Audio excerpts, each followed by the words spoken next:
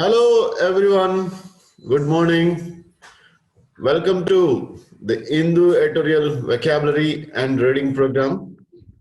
Today's Hindu editorial title is A Measured Response, from which I would like to present 24 words. Probably knowing these words, pronunciation and meaning will help you to understand the editorial very effectively. Let me start with the threat. Unpleasant or violent, likely to cause.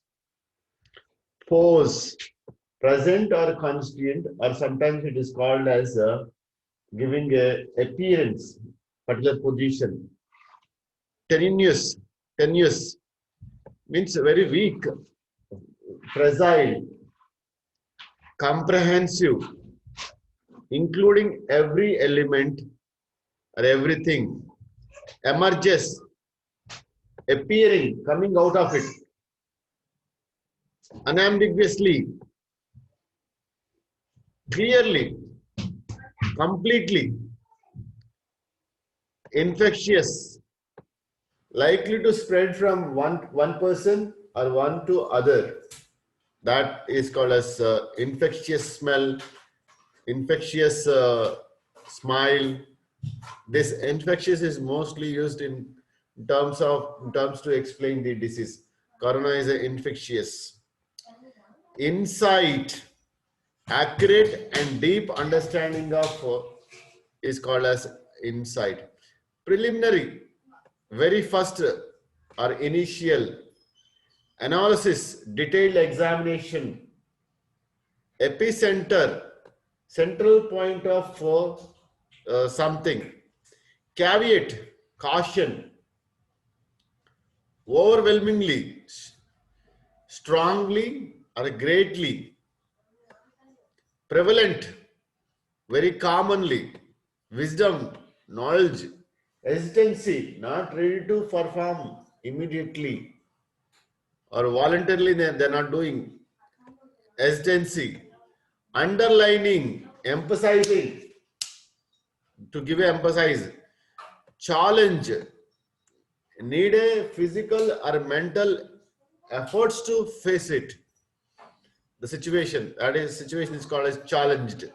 Challenge, neutralizing, to make something ineffective, decrease the effect of that. Antibodies, they are protective and proteins from vertebrate system are produced to stop or kill the germs which are enter into the body. Confronted means to face. Cellular immunity, the immunity mediated by the T cells. Extent means surviving or existing. Pneumonia, microbial infections to lungs. So these are the 24 words. You consider learning one word for 1 hour. In 24 hours, you can learn 24 hours. Now we will move to the next session. That is a measured response.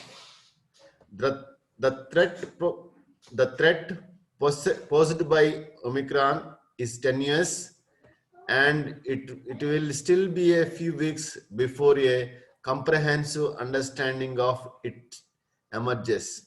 But what is known unambiguously is that this latest variant of the coronavirus is extremely infectious. Nearly 50 countries now have reported its presence within their borders, but insight into its effects is available only from South Africa.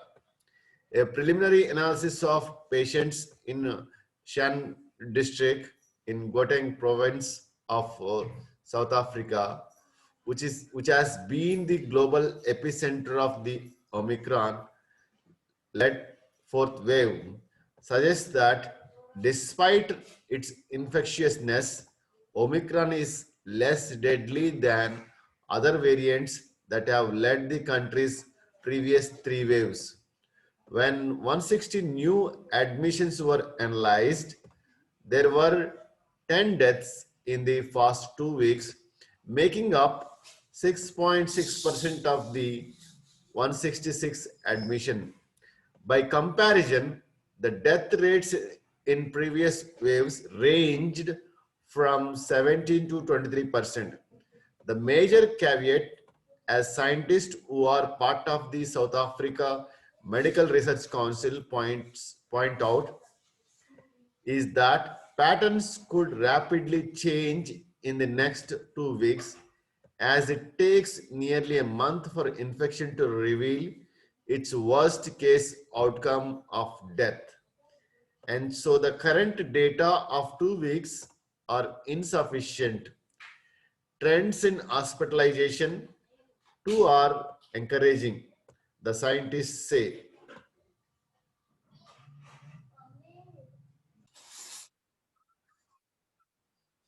Finally, the third piece is that an overwhelmingly large number of those needing intensive care were unvaccinated.